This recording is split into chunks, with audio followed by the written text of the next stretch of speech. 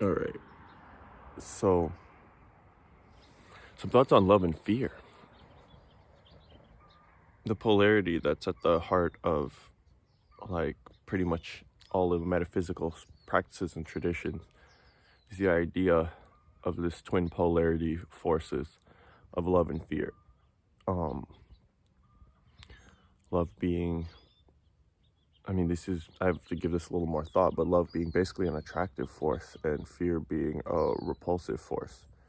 And even when fear can be clingy, it's actually like a rejection or repulsion of oneself. So it's kind of tricky. It's not always like physical attraction, physically getting closer. The obvious closeness is not always the uh, deepest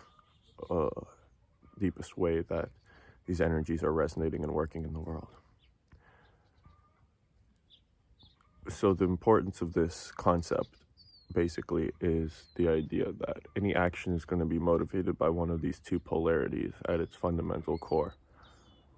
And so giving just a little bit of consideration into what's motivating you in this moment, it usually becomes pretty obvious whether it's love or fear on a deep level if you're being honest with yourself. Even acts that seem like love can be and often are done out of fear. So it's not about the outward action or someone else's interpretation, but just knowing within yourself what that energy is. If it's coming from a place of openness and acceptance and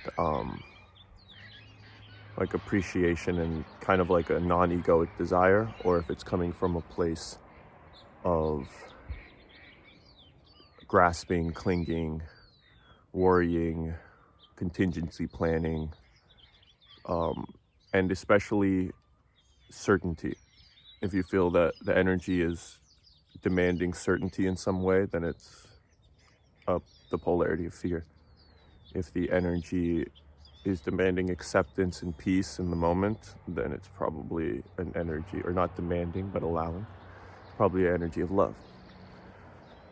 So I think this is one of the both simplest and deepest principles to start with upon a spiritual path, and also to bear in mind throughout the spiritual journey.